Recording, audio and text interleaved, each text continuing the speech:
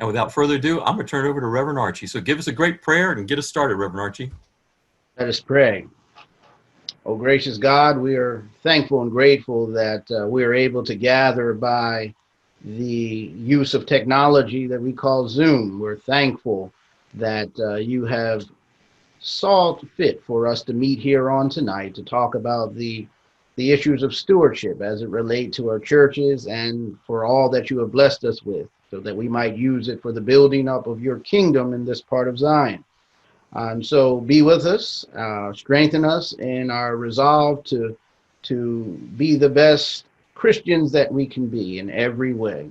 Be with Jack Brooks and Annabelle and Frank and Marcia as they lead us through this discussion, and allow it to be a fruitful time of discussion so that we can go back and apply what we learned to our church ministries. These things we lift up before you, and we pray in the name of Jesus, who is our Christ.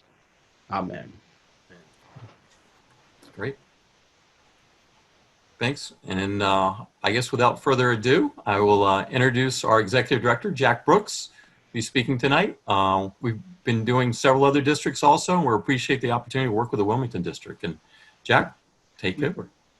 Thank you very much, Frank. And I am Jack Brooks. I'm the Executive Director of the Mid-Atlantic United Methodist Foundation. And first of all, I want to thank Reverend Archie and for being a leader to understand that resourcing churches during this time is really important, and taking us up on the offer of education. We do a lot of education, as I'll show you in a few minutes, some of the things and some of the research that we do. It's so important to have a good staff, and for me, I'm really blessed to be able to have Frank being able to pull this together and help coordinate that as our Associate Director of Education, and Annabelle is our Coordinator of Support Services. If people are having trouble getting on, Annabelle will show you how to chat. I know she has some of that up there. That's how you'll be able to ask questions, and those questions will be coming in to us. This is interactive as much as we can make it interactive. It's a webinar, not a Zoom call, so that you can't see everybody, but we certainly can hear from you, and we want to. This is for you and to help your church during this time. I'm going to be sharing a screen, a presentation, and what you'll see here right now should be up on there, the overture of the Mid-Atlantic United Methodist Foundation. You're good. And what will happen there is you have a number of phone numbers. This will be posted to our website, that website that you see. After today, if you find it compelling to share with other members of your church, the presentation will be posted up on the website, our website. Tomorrow, we're also doing this again at 9 a.m. It's been promoted. So if you feel there's somebody else that should have seen it, wasn't able to join us tonight, they certainly can join us tomorrow. That reminds me of a few things when we talk about our mission and our ministry as an organization. We are here to develop a culture of generosity and grow financial resources for all ministries. As Reverend Archie said so eloquently, the church is not just one church. There's so many different levels of church that we have. We're one body, we're one United Methodist Church, but there's all kinds of sizes. Many of the things we're going to talk about tonight work for that, and all churches can benefit from developing a culture of generosity. And our vision for that is really to have churches to be able to multiply God's work in conferences and to do that throughout the world. It's very, very key to what we do at the foundation. We manage money. The key advantages for us managing money is together we manage money that you could not do on your own as an individual church. There's no way a church can access the same level of pricing, the same level of support, the same level of diversification. We're managing close to $100 million for churches, and so many small churches come together for us. We're also there 24/7, and that mattered a lot over the last few months when churches couldn't even access the church or go to get their financial reports. Our ability to be able to on top of things 24/7 in constant contact with our managers really helped us manage and steer through the church's money during this difficult time. We're a certified fiduciary. I bring that up only because everything that we do has to be putting your interest at the church first. We certify that annually. We have to prove that annually. This isn't about just the Mid-Atlantic. This is about us performing services for churches and putting them first. And as a certified fiduciary, we have to testify to that annually, and we get evaluated annually on how well we do that. The information in this program is provided by a lot of different sources. We bring in speakers from around the world and speakers from throughout the country that are top-notch stewardship and education people. Our premier program is the Financial Leadership Academy for clergy. That also transitions over to lead people in churches, lead lay people to help run churches. All of this information, in other words, is certified, it's actionable, and it's items that we find most helpful for a church. Is it a difficult time for fundraising? Why are we all watching this? This has to be a disaster. This is a global disaster. It's got to be hard times for faith donors. Well, there was a research piece that was just published. It was done, the research was conducted during the month of April by the Lilly Philanthropy School. Americans actually have doubled down on philanthropy in the face of adversity. That means we are actually seeing it, and our polling data shows this. Some churches, many churches, are ahead of budget because people have responded in a very faithful way, understanding the challenges that we're faced with. Nonprofits and faith communities are taking advantage of this, and I hope you are as well, to change the way and streamline your communication with your donors. This is an important thing to keep that congregation together during this time. We have amazing ministry being done. I am just surprised all the time with success stories of people that have pivoted and changed. I know we have as a foundation. As of March 15th, we were going to be doing a 125-person event in March and April, and we've had to shift to this type of format, and all of our team did this in a very rapid fashion to deploy the same information that you'd have in a hotel or in a church or in an education environment, that we would be together apart in this kind of a format. So it's a little difficult. We're still getting used to it ourselves, and I hope if we have any mistakes, you give us the grace of saying, well, we're getting it right, we're not there yet. The Lilly School has tracked disasters, and many seven-figure income vehicles come in too. This is a time where people, maybe they've been waiting for an opportunity to really make an impactful gift. So this is, again, research. This isn't our research, but I can confirm that we're seeing this in the churches we manage resources for, and several human service organizations are seeing unsolicited brand new donors and people. If your ministry reaches out to the community and you're doing community work beyond your congregation, please share those ideas with the community. There's many donors that are looking to get engaged and involved in ministry, whether it's food banks or other needs that are within the community. So remember, we go beyond our walls. We go beyond our church doors. We expand ourselves in our mission field, and our mission field is the world. And I hope all of you understand that donors see that and donors respond. So articulate that, share that, communicate that with local news sources, and I think you'll see some results from that in donors that emerge and come forward. Regular donors in these organizations, you know who these folks are in our churches. They're making larger than usual gifts because they see the need. My father, for example, received a $1,200 check from the government as a stimulus, and he really did not need it, and he wanted to be generous with that, and he wanted to pay that forward. You know, again, that was unsolicited, other than his son, myself, that's involved in philanthropy, and I just said, what are you going to do with it? And we decided that the best choice was a local food bank run by the Methodist Church, and that we understand some people are in need right now of just the basic things. And that $1,200, I like to think in terms of Campbell's soup at $1 a can, it may have bought 1,200 meals. There's impact on small gifts, no matter how large or how small. You don't have to be a Carnegie or a Mellon or a rich folk to be able to be a philanthropist. You can do philanthropy yourselves. Planned giving is a different story, and we're going to talk about planned giving in this program, about legacy and planned giving. There's a lot of different terms that circle around it. It's all people's bequests at the end of life. And planned giving can suffer setbacks right now because sometimes people are asked to give today instead of tomorrow.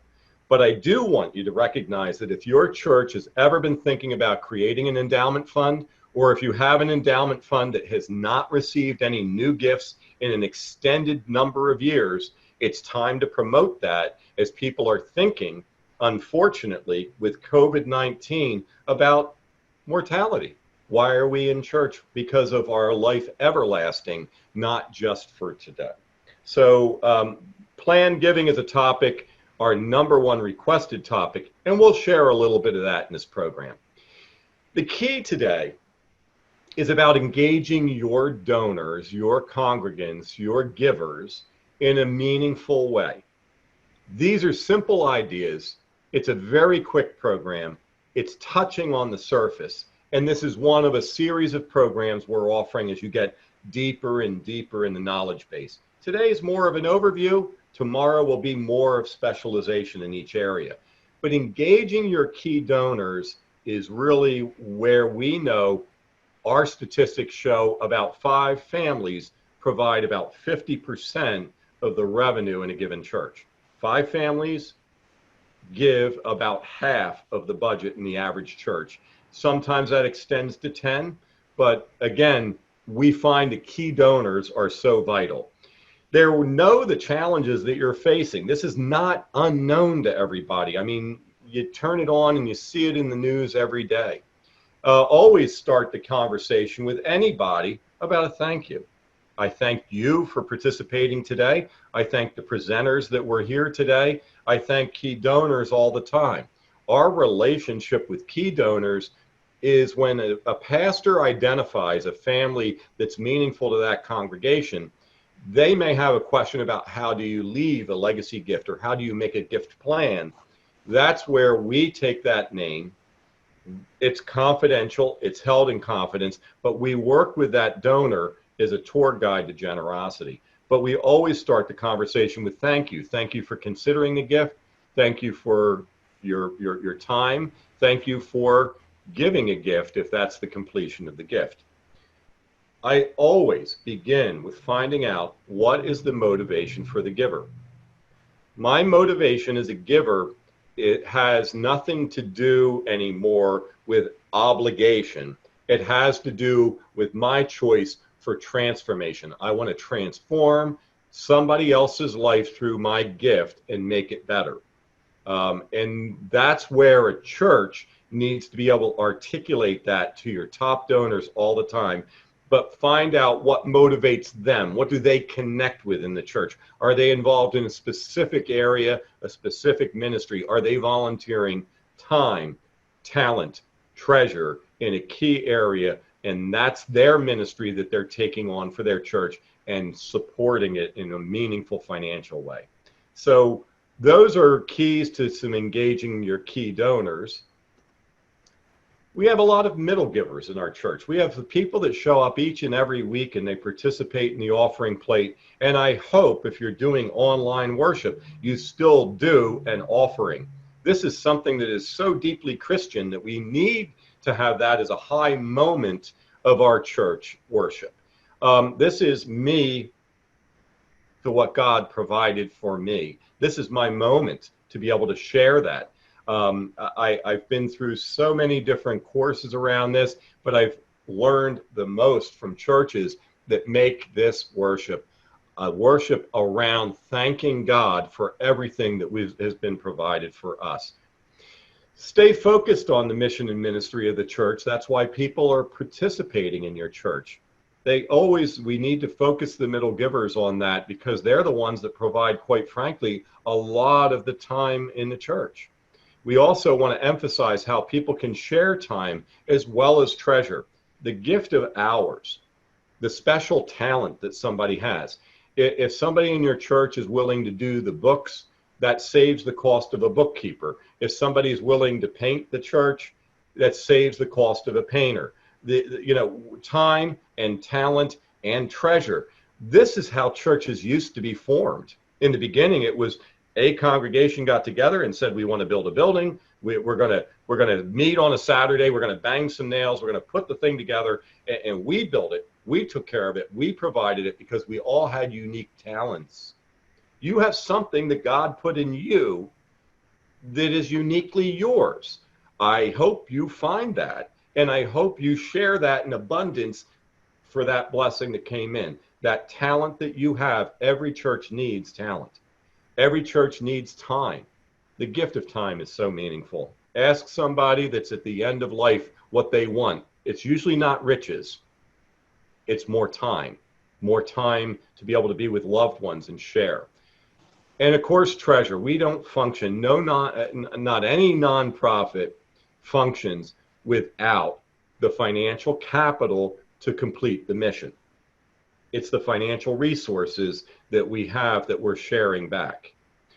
Have regular conversations about generosity out of the pulpit. What we're trying to do here today is launch you into creating that culture of generosity in a church. Each church has a unique culture. I study it, I see it. When I'm invited into a church, I ask about it.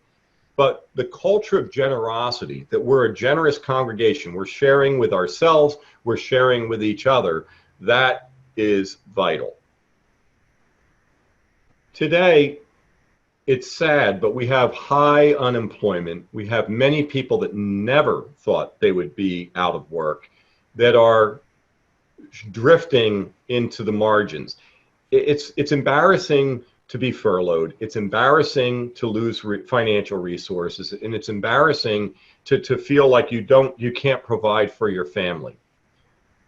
This is why we are a church family, is to help provide for our family members. If we're going to use the term house of worship, if we're going to use the term our brothers and sisters in Christ, if we're going to talk about our church family, then let's remember that each one of us have had family members that have been on the margins at some point in their life, that is why the family comes together to support that.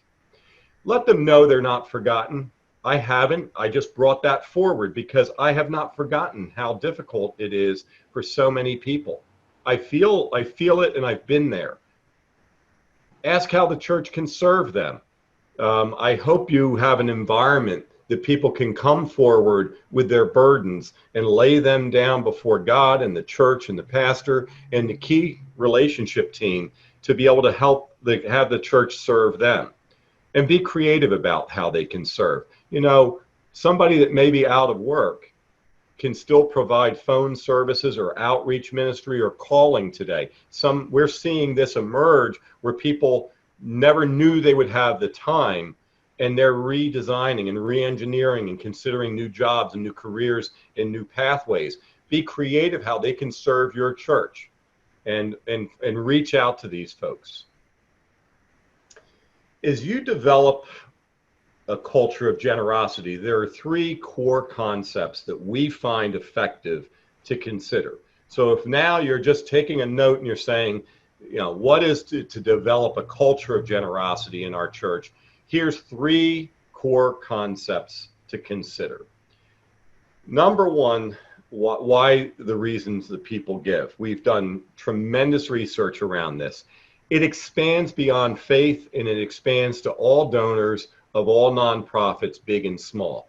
Girl Scout troops and Boy Scout troops, up to the American Red Cross, the Heart Association, colleges and university. The reason people give.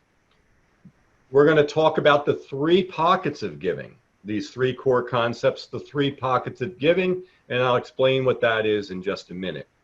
And then to have a culture of generosity, it's not a once annual event. It lives a life year round within stewardship, within a plan of stewardship in your church. So let's talk about the reasons why the people give. This has been surveyed recently, and it still holds true. Number one is the belief in the mission, the belief in what your church is out to accomplish, the belief in what the Heart Association is doing, the belief in the education of the university, the belief in service of the community of the hospital. Donors don't give if they don't believe in the mission, and your mission, say it with me now, making disciples of Jesus Christ for the transformation of the world. That is a mission. It's ingrained in us in the Methodist Church.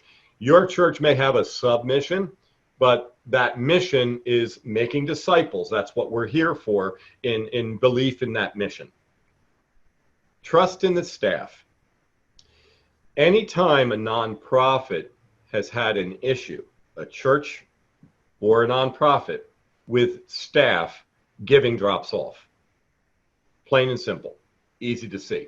You have to build staff trust. You can't be talking about the staff negatively in the parking lot after you just sat in a meeting with them. You have to encourage the staff. If there's areas to improve, that is why we're in the church together. And to build trust is why we're Christians. We're trusting in many different things. I trust in life everlasting. Therefore, I'm a Christian and I believe in generosity, and that's what I'm called to do. But staff trust begins with the people that lead me to becoming better. And each church has a staff. Each church has to encourage trust in the staff because it's vital to donors. When we don't, I'm sorry, but you're going to have a hill to climb when it comes to generosity. Fiscal responsibility. Everybody today knows the name Bernie Madoff. There were churches that invested, there were nonprofits that invested in Bernie Madoff's Ponzi scheme, and churches lost money. I know a church that I went to lost money in a Ponzi scheme as well. And I could tell when I looked at the returns, and I'm an outside member of the finance committee. I'm not on the finance committee, but I understood and I said, that's not achievable, sustainable, or right. It doesn't look right. It's too good. But fiscal responsibility for that church, my church lost money in a Ponzi scheme. It wasn't as big as Bernie's, but it was one. If you can't prove to people that you're fiscally responsible, then I don't know why they would trust you with gifts. If you wanted to know why did we become a certified fiduciary, it's because anybody that is considering the Mid-Atlantic or anybody that's invested with the Mid-Atlantic can understand the 21 standards of fiscal, financial responsibility and care we have to adhere to. 21 standards written out, 21 responses from us, and that builds fiscal responsibility. I trust in my staff. I believe in the mission of the Mid-Atlantic Foundation, and most of all, I also know we're fiscally responsible. When we put on a pair of pants, there's usually 4 pockets. And I'm going to give you one additional pocket maybe. But each church has 3 pockets of giving. Annual pocket, we understand so well. We may pledge to it. We may offer plate. It's the annual gifts, annual pledging. It's what we bring in on an annual basis. And it goes to support the daily life of the church. There's also a capital pocket. I know many churches will find out that their heating and cooling system is not working effectively on the first day that they return to worship, and it's a 90-degree day outside, and the church is not cooling off. Capital expenditures, heating, cooling, air conditioning, parking lot paving, roofs, plumbing.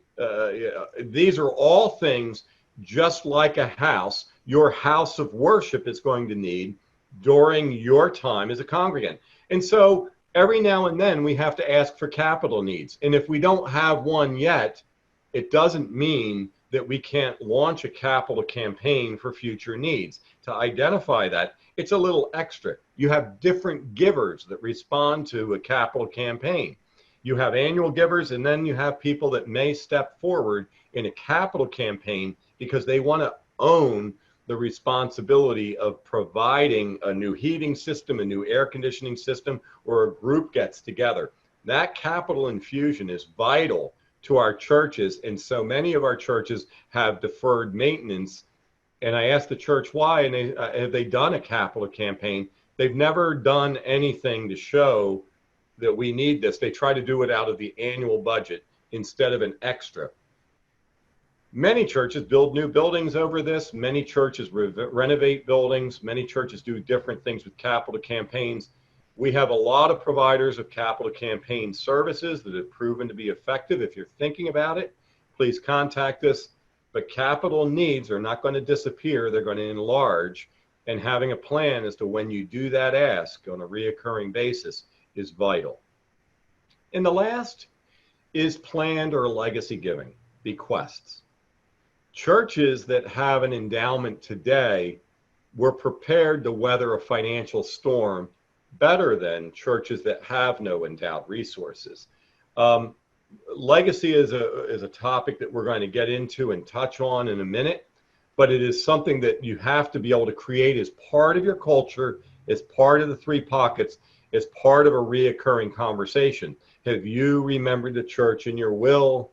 Have you designated the church as a beneficiary on your IRA or a partial beneficiary? Have you included the church as a beneficiary on life insurance?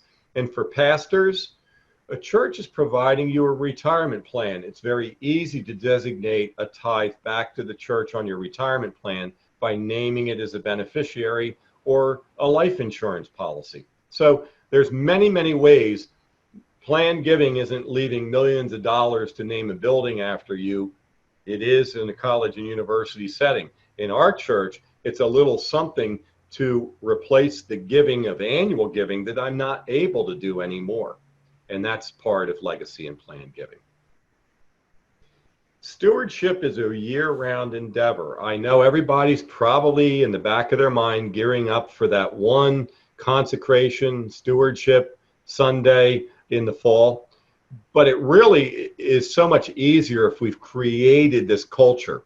Now, to create the culture is going to take 12 months to 18 months, but that's why I'm saying you may want to begin this walk today and start this today and make some of these adjustments. Continuous reminders of generosity is so much more effective than one big push. Even colleges, universities, hospitals are asking for a legacy gift now on average 4 times a year. So it's not something that you have to ask 52 weeks, but it is something that you have to remind people because they're being asked by other organizations. The other is in creating the budget, many of you do a line item budget. I know how to read a line item budget. I grew up in the world of that. I grew up as a business manager and major in my career. I was a financial advisor for many years. Numbers speak to me. But what really speaks to a congregation is a narration about what does that area of ministry include. So when I see a line item on the budget for mission or ministry, I need to explain that in a paragraph to people that don't read numbers or understand them. We can't all assume everybody beyond the finance committee understands that in the congregation. It's part of that impact. Oh, I'm supporting the music ministry, and the music ministry provides music in our worship. And so again, not lengthy, but at least a paragraph about what that item on the budget explains. Not just explain it when you're there to do, a church meeting, but explaining it to people that they can read it in advance before going to a meeting to approve a budget. The other is this creates a culture of generosity. Start using that term. Start talking about the culture of the church. Maybe you want to change that. Oftentimes, we see people that don't understand the complexities of legacy, planned giving, bequest giving. It has a language all of its own. A planned gift generally takes a plan and an advisor to execute. Now, we can be the advisor on many gifts donors if people are interested, and we provide this on our websites. And Annabelle will go over where you can find. We have a whole website that is just around legacy and planned giving, and it's a topic that people need to immerse and study a little bit. But so often people in the church tell me they don't even begin in legacy or ask for legacy gifts because of these myths. Our donors are different. Well, how are they different? Everybody has something that they could leave to their church family as well as provide for their family. Our donors don't have the capacity to make a gift. Again, are you thinking about millions, or are you thinking about $10,000 left as a bequest of an IRA account? Our donors aren't interested in planned gifts. You have to overcome that. I think they may not be interested because they don't recognize it, and you haven't created the culture around that. And we don't need planned gifts in the church. Oh my, please. We at the foundation have an endowment, and our endowment fund is only used for educational purposes. Our Financial Leadership Academy, district events, local church events. If we didn't have an endowment, we wouldn't be assured that we can always do something in stewardship education. Certainly our revenue provides an offset about that. We have a budget around that, but our endowment has a specific purpose, and our purpose is to multiply money in ministry. And I'll tell you how impactful that is. It costs us close to $150,000 to run the Financial Leadership Academy and put 100 pastors through the 2-year immersion program. We don't ask the pastors to pay anywhere near that. But what's so meaningful is each one that goes forward and executes. So each pastor that goes forward with that, they receive gifts that are so impactful in the church that they're almost astounded that they've been able to increase the church giving in annual capital and legacy giving because of the education. So we look at it as a seed that we're planting to multiply it tenfold. And I think that that's the impact that we have. So endowments are very, very important. Why? Billions of dollars are passed to the next generation each year. This year, same thing. It's going to happen. It always happens. One generation passes it on to the next generation. Where I'm going, I can't take it with me. Every major nonprofit asks a minimum of 4 times a year. You know this. You're getting something from the college you attended. If you're local to a hospital or any other nonprofit, they're asking for a legacy gift with great frequency, and a church should as well. Donors have many ways they can leave a gift. It's not so much about just a will. The will is the first choice. I always like to say, if there is no will, there is no way. And people are searching for a Christian preamble to a will. Christian preamble in a will states that I believe everything that I have that's going to be discussed in my will came from an act of God.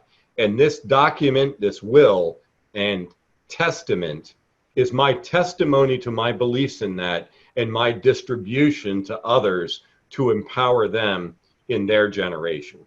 Very, very impactful, available for free on our website. Last will and testament and a Christian preamble to that document. If you need help writing a will, contact us because we can connect you with people as well. But the stability of the organization is based on financial security. The gifts often take an organization. Impactful legacy gifts take a church into a ministry that they never dreamed possible. It was that way for the foundation when we received a bequest. It launched us into doing new mission and ministry beyond our current capabilities, all because we asked. Talking with the donor today, remember, it's only a conversation. Donors, participants in your church, you have to have conversations. It's all about the asking questions and listening. It's conversational. It's not a sales call. It's not an outreach. And I'm not talking you into anything. This is the biggest myth I see in fundraiser, probably because the way other nonprofits do fundraising. My father gets called on an average of once to twice a day. He keeps a little score for himself. All they want is my money. because they've never connected to the mission in ministry. And I think that that's something that we need to be able to do that very, very effectively. You're not talking people into something, but it is a spiritual journey. It is a theological journey. Generosity is part of our Christian connection. It's a great small group topic. It's a great preaching series. It is something that is so impactful beyond once a year. You know, you're a matchmaker as well. I match people with generosity all the time. I'm not talking people into anything. I'm asking, what do you have a passion for that you'd like to provide for? I'm a tour guide to generosity. When people contact us, when I have a large donor, and just to give you some idea, in the last 12 months, I've been in front of $7 million worth of gifts, and churches in general don't know anything about these bequests because the people want to remain anonymous at this time, but they're including it in their will. All I began every conversation is, what do you want to see happen with this gift? How do you want to be more generous? Have you considered how this gift would be able to be fulfilled in legacy? And you're on a ministry team of friend raising and fundraising. If you're doing any of this work around the church, clergy or lay, the ministry of fundraising is a vital piece. And we have a seminar about that you may want to attend sometime. We know our donors better than anybody. We're part of the church family. We're here as friends and family members. We understand their grandkids. We understand the joys, and we understand the pain that people are going through. Do you realize a college and a university does everything they can to get you back for one reunion a year? We have people 52 times a year. We're friends. We're family. We share, and generosity is part of that. All of these are just questions and conversation starters. And it's things that do that. But most importantly, it's about what motivates the donor. How do you get somebody to be motivated or understand better about being generous? I'm going to conclude it there because I've seen we've had a whole bunch of questions that come in. And I think that this is going to be great. And we'll be able to answer some of the questions for you right now. Sure. So, Jack, a question came in. Isn't it complicated to establish an endowment committee? Well, an endowment does take a lot of moving parts. I think most people, when they get a bequest, is the first time they've considered even creation of this. So it's like they never anticipated that somebody would be generous and include them in a legacy gift. And it spins the church around, and suddenly the first thing that happens is there's a whole team in the church that wants to become the investment club of the church. They want to manage the gift financially. You know, that Bob's good in investments and Sally worked for an investment firm, and somehow they're going to do that. You know, investing the gift is after you understand the purpose. When we go out to a client and we ask the client, what are you trying to achieve with this gift? I can't even tell you how to invest it until you do that. That's not the starting point. You can create an endowment committee today, if your church doesn't have one, by identifying people that believe in an endowment for the church for the future. One of the wisest committees I've ever been to in a meeting was they formed a committee with somebody in their 20s, 30s, 40s, 50s, and beyond as part of the endowment committee.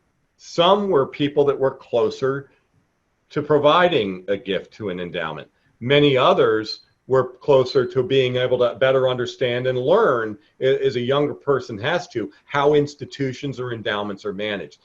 There's people in every church that must believe in this.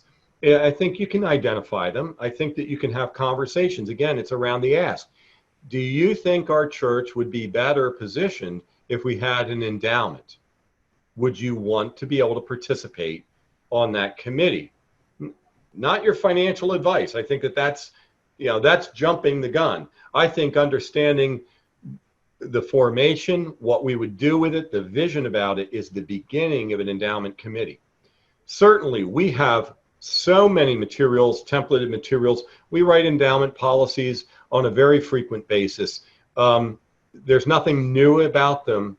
We have a template, and it's easy to adopt, including the endowment policy, the distribution policy, how you're going to distribute money out of it and to whom, and also the management of it, and what gifts do you accept. You know, a gift acknowledgement or a gift policy is around what kind of gifts would your church take? Would you take real estate property? Do you have the capacity to do that? Do you take stock gifts? Do you take other things? So identifying this helps the whole congregation understand it isn't always opening the wallet and making a gift. Sometimes it's stocks and other capital appreciated things that are going to launch this endowment beyond even a will and a gift. By the way, an endowment can be formed with a gift today, not a bequest, not from a will, but just from somebody that says, I believe in it and I'm going to invest in it and I want to create an endowment today and I'm going to be the lead donor to creation of the endowment for our church. It does not have to wait to become from a bequest. But once you decide you're going to do it, spend the time and effort to create the best policy. We're here to help. There's no cost to being able to do that. That's our ministry. That's our connection with you. Great, thanks. Somebody else says, what if I don't know who my key donors are? You know, a lot of times pastors are blind and they're supposed to learn this, and it's kept within a few in the congregation. And it's always, there's always a reason behind it. However, the Book of Discipline changed a few years ago, which now says the pastor must know giving. Cliff Christopher, the top-selling author in stewardship, says it's a theological item, generosity. So if somebody's soul is not right, they may not be able to understand that, or they may need more guidance to generosity. Sometimes we're doing it just because we've always been doing it. We're giving out of obligation that we've just been writing the same check for years. I think the better the pastor is informed, they must be informed. They can approach a donor not to say, hey, you're a deadbeat and you're not giving enough. It's to be able to maybe provide small group or ministry or worship or a series around that to people and be able to have a conversation about it. What don't you believe in the church that we're doing that creates your reluctance to be generous? Are you not in a position of generosity? So I think a donor, this myth that the pastor somehow must not know giving, it goes beyond that. The donor knows, the donor's spouse knows, the donor's accountant knows. There's an acknowledgement letter coming from the church. There's a lot of people that know. Don't make your pastor blind, but make the pastor skilled enough to be able to understand what's not the money, but what's spiritually holding somebody back, the resistance. Good. Great, thanks. Here's one that I know we've heard from pastors in other situations. How do you get comfortable with asking?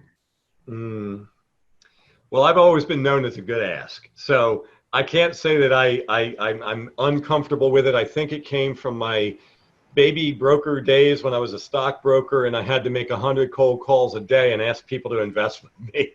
And that, back in the days of cold calling, I'd do 100 dials a day to talk to about 2 people that would actually take my call and maybe find one interested person. I understand that. I always look at it that if I don't ask, I don't get.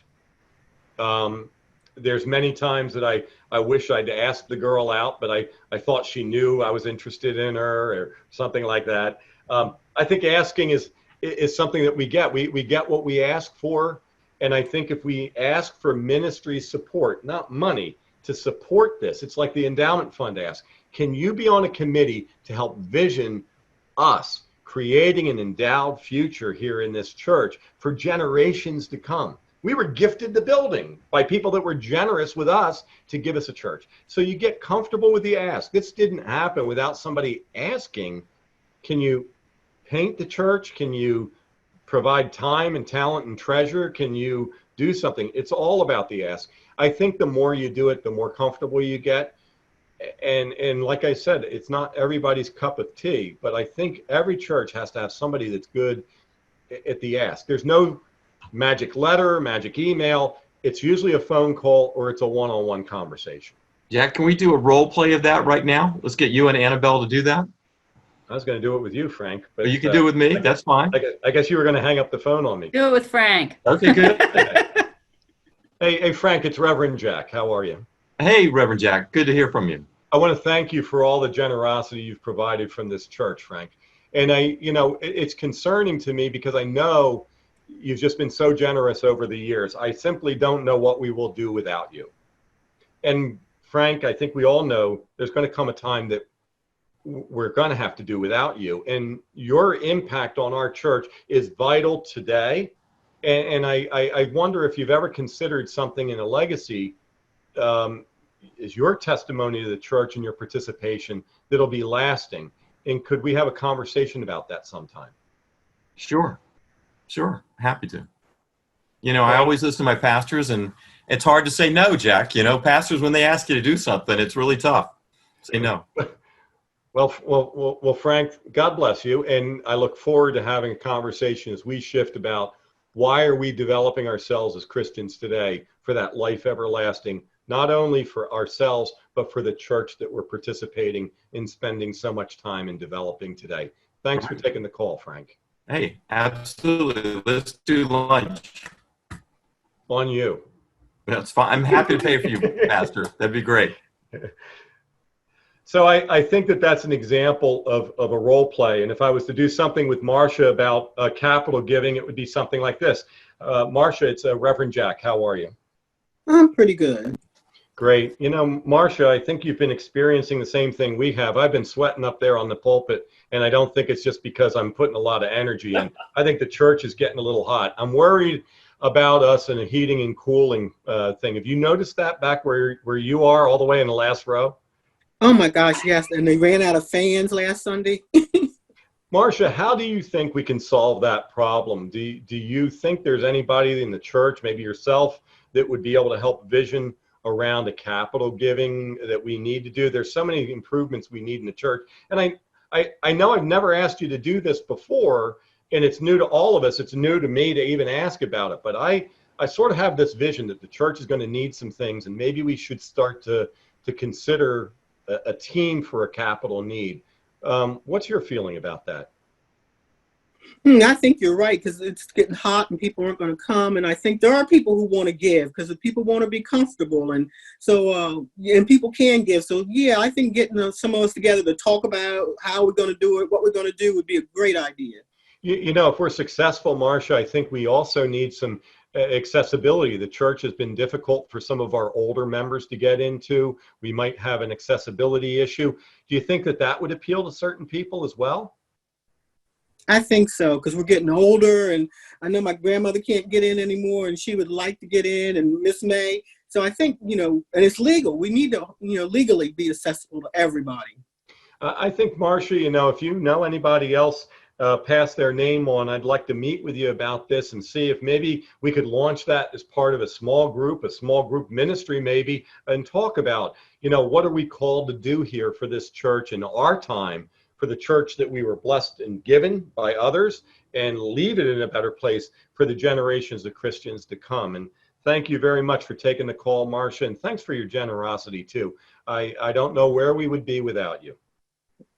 Well, thanks for reaching out, and I'm looking forward to the opportunity to share my ideas with you. So I think that's an example that, I know, again, I know I'm good at it. And I think role playing and confidence building happens. Start easy, start frequently. I just believe in it so much. I mean, I ask every day for churches to invest with us. And that's a difficult ask because they've got a person, they believe in Bank America, Merrill Lynch, Morgan Stanley, they're covered, but I still ask, and I ask frequently, and I ask because I believe in my mission.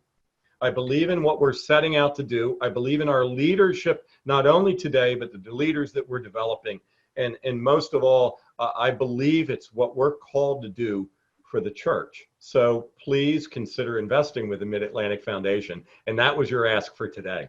Next question. Jack, this is Marcia. If I could just add in, I think one of the things that was really good about the ask and maybe help people get comfortable is that you didn't necessarily do the ask the first time you reached out to them. You let them know that, yeah, I'd like to have a conversation later with you about it. So I think that also helps you get comfortable and people get a chance to think about it and you can think about it and see how they receive it. So, you know, sort of ask if you can ask, you know, maybe it's a good way to start versus just sometimes people just jump right into it. I mean, that's because of out of urgency.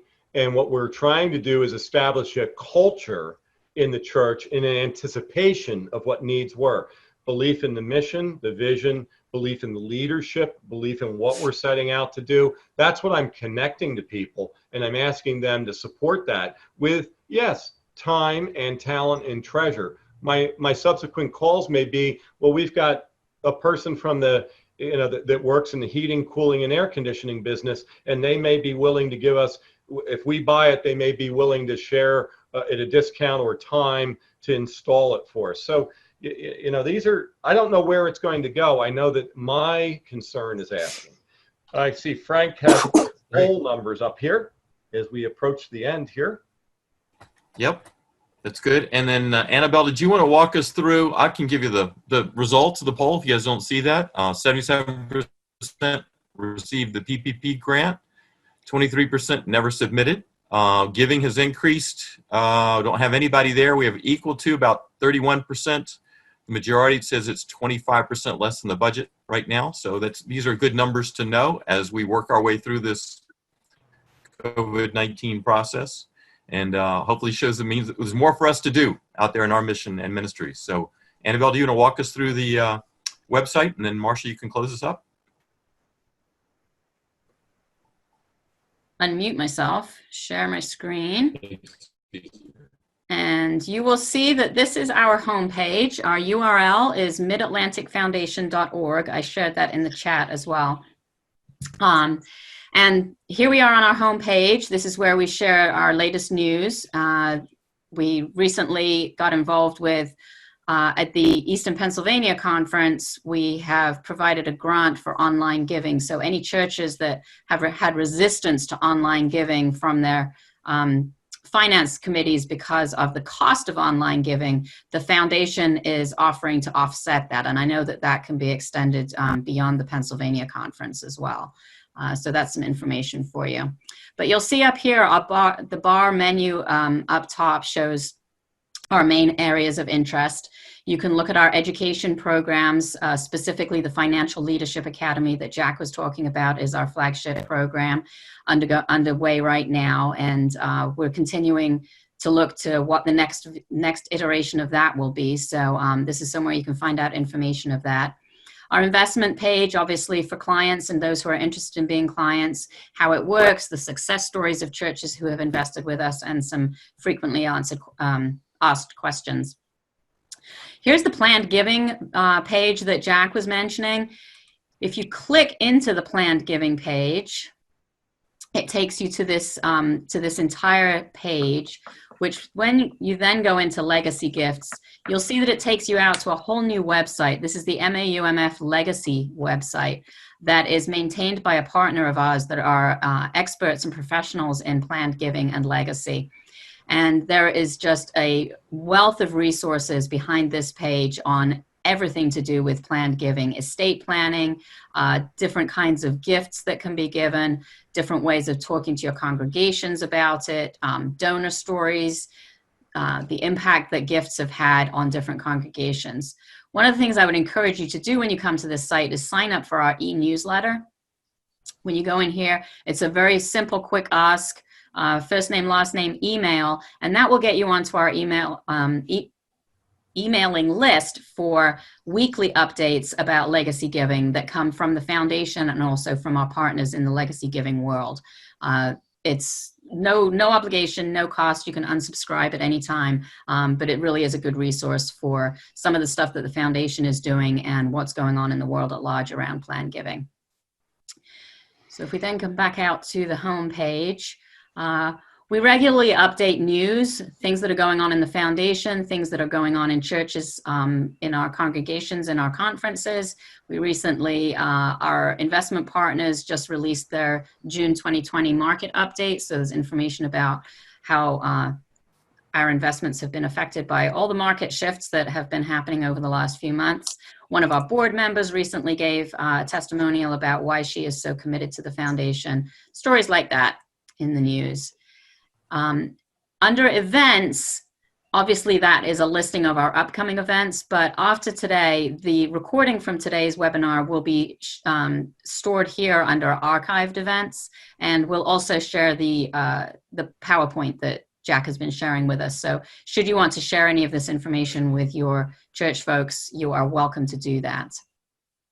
And then beyond that, about us, there's information about the staff on the foundation, our board of directors, and the various committees that are working hard behind the scenes to do all this ministry that we are involved in. And finally, of course, the Contact Us page.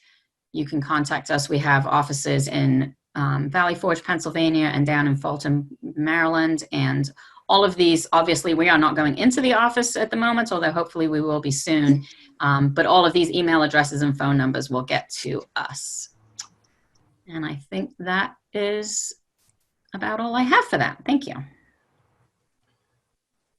Marcia? So I just, in closing, I would say that, you know, in addition to, for me having the honor to serve on the Mid-Atlantic board, I'm also a member of the Wilmington District through Simpson United Methodist Church.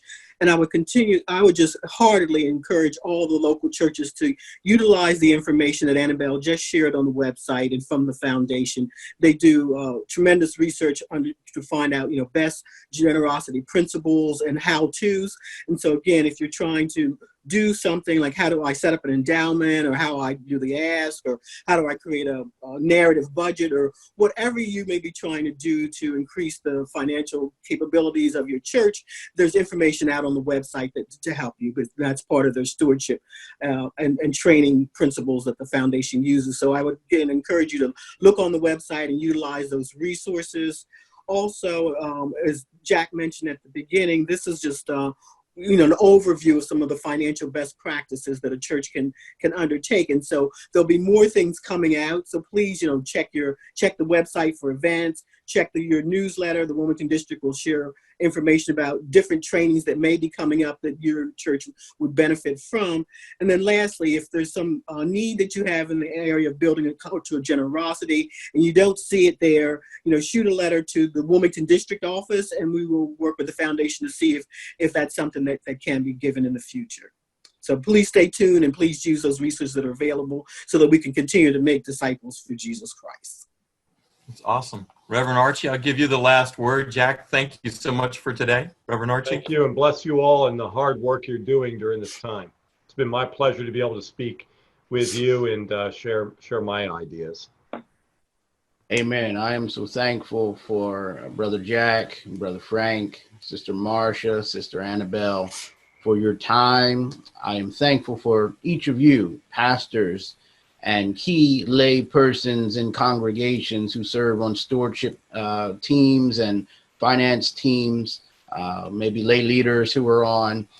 This is an important work for the church, and I think through this excellent presentation that you're able to see, I'm sure that you've got ideas swirling in your head right now about how you can start endowment committees and strengthen your stewardship committees and use the great resources that we have been reminded of or introduced to on this morning. And so, again, thank you all, and God bless each and every one of you as we make disciples of Jesus Christ for the transformation of the world.